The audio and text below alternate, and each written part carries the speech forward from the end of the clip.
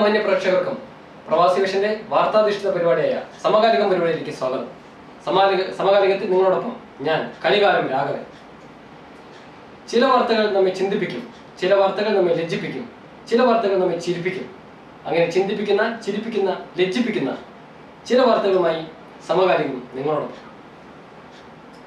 India Pak അതിർത്തിയിലുള്ള പാക് സൈനികരുടെ തുടർച്ചയായ വെടിനിർത്തൽ കരാർ ലംഘനത്തെക്കുറിച്ച് പ്രതിഷേധം അറിയിച്ച് താൻ തന്റെ വകുപ്പ് തന്നെ മറന്നുപോയെന്ന് കേന്ദ്ര പ്രതിരോധ മന്ത്രി OK അന്തപ്പൻ. ഇങ്ങനെ പോയാൽ പ്രതിഷേധ വകുപ്പ് എന്നൊരു വകുപ്പ് തന്നെ ഉണ്ടാക്കേണ്ടി വരുമെന്നും അദ്ദേഹം ഡൽഹിയിൽ വാർത്താ സമ്മേളനത്തിൽ ആവശ്യപ്പെട്ടു. അങ്ങനെ ഒരു വകുപ്പുണ്ടായാൽ അത് കൈകാര്യം ചെയ്യാൻ ഏറ്റവും അനുയോജ്യൻ താൻ തന്നെയാണെന്ന അഭിപ്രായവുമായി കേരളത്തിലെ പ്രതിപക്ഷ നേതാവ് KS അച്യുതൻ രംഗത്തെത്തിയത് ഈ വാർത്തയ്ക്ക് ഒത്തിരി വാർത്താ പ്രാധാന്യം തന്നെ നേടിക്കൊടുക്കുന്ന ഒരു അവസ്ഥയാണ് ഉണ്ടായത്. കേരളത്തിലെ ചെറുകിട കച്ചവടക്കാരുടെ ജീവിത നിലവാരം മെച്ചപ്പെടുന്നു എന്ന സർവേയുടെ അടിസ്ഥാനത്തിൽ പ്രധാനമന്ത്രി കേരള മുഖ്യമന്ത്രിയോട് റിപ്പോർട്ട് ആവശ്യപ്പെട്ടു. കേരളത്തിലെ ചെറുകിട കച്ചവടക്കാരുടെ നിക്കറ് കീറുന്ന പദ്ധതികൾ ഉടൻ ആവിഷ്കരിക്കുമെന്നും അദ്ദേഹം മുഖ്യമന്ത്രിയെ അറിയിച്ചു. അതുപോലെ തന്നെ കഴിഞ്ഞ 2 ആഴ്ചയായി കേരളത്തിലെ പച്ചക്കറികൾക്ക് നേരിയ വിലക്കുറവ് അനുഭവപ്പെട്ടതിന്റെ ഫലവും ഈ കഴിഞ്ഞ ദിവസങ്ങളിൽ ലോക്സഭയിൽ ചർച്ചാ വിഷയമായി. അതിന്റെ ഫലമായി കേരളത്തിലെ വില കുറച്ച പച്ചക്കറികൾക്ക് എത്രയും വേഗം തന്നെ വില വർദ്ധിപ്പിക്കണമെന്നും കേന്ദ്ര ഭക്ഷ്യ വകുപ്പ് മന്ത്രി കേരളത്തോട് ആവശ്യപ്പെട്ടു. 2 ദിവസത്തിനുള്ളിൽ വില കൂട്ടിയില്ലെങ്കിൽ അതിന്റെ ഫലം ഭീകരമായിരിക്കുമെന്നും കേരളത്തെ പച്ചക്കറി നിരോധിത സംസ്ഥാനമായി പ്രഖ്യാപിക്കുമെന്നും അദ്ദേഹം പത്രസമ്മേളനത്തിൽ ആവശ്യപ്പെട്ടു. ഇതൊക്കെ കണ്ടപ്പോൾ സമകാലികത്തിന് പറയാനുള്ളത് പട്ടിയുടെ വാല് 12 കൊല്ലം കുഴലിലിട്ടാലും വളഞ്ഞു തന്നെ ഇരിക്കും. എന്തായാലും സമകാലികം അടുത്ത വാർത്തയിലേക്ക് നീങ്ങട്ടെ. നിങ്ങളോടൊപ്പം ഞാനും.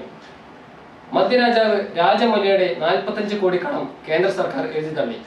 ഒപ്പം തന്നെ വയനാട്ടിൽ കടക്കണിയിൽപ്പെട്ട് ആത്മഹത്യ ചെയ്ത കർഷകൻ ശങ്കരന്റെ ആകെ സമ്പാദ്യമായ 350 ഗ്രാമിന്റെ അരഞ്ഞാണം ജപ്തി ചെയ്യാൻ വന്ന ബാങ്കുകാരെ നാട്ടുകാർ തടഞ്ഞു വെച്ചു. ഓണം വന്നാലും ഉണ്ണി പിറന്നാലും കോരന്റെ കുമ്പിളിൽ തന്നെ കഞ്ഞി, കിട്ടിയാൽ കിട്ടി എന്നാണ് സമകാലികത്തിന് ഇതേപ്പറ്റി പറയാനുള്ളത്. തുടർച്ചയായി 18 കളികൾ തോറ്റ ശേഷം ഒരു കളി ജയിച്ച ഇന്ത്യൻ ക്രിക്കറ്റ് ടീമിലെ ഓരോ അംഗങ്ങൾക്കും 5 കോടി രൂപ വീതം കേന്ദ്ര സർക്കാർ നൽകുമെന്ന് കേന്ദ്ര സ്പോർട്സ് മന്ത്രി.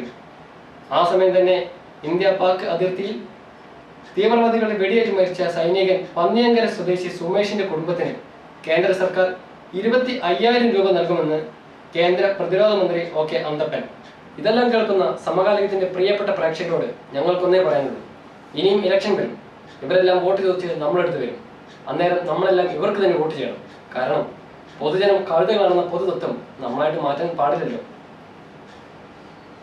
സമകാലികത്തിന്റെ ഇന്നത്തെ സമയം ഇവിടെ കഴിഞ്ഞിരിക്കുന്നു. പക്ഷേ വാർത്തകൾ അവസാനിക്കുന്നില്ല. ഒപ്പം സമകാലികവും കൂടെ ഞാൻ കലികാലം രാഘവൻ. അടുത്ത ആഴ്ച പ്രസക്തമായ വാർത്തകളെ അടിസ്ഥാനമാക്കിയുള്ള ചർച്ചകളുമായി ഞങ്ങൾ എത്തുന്നു.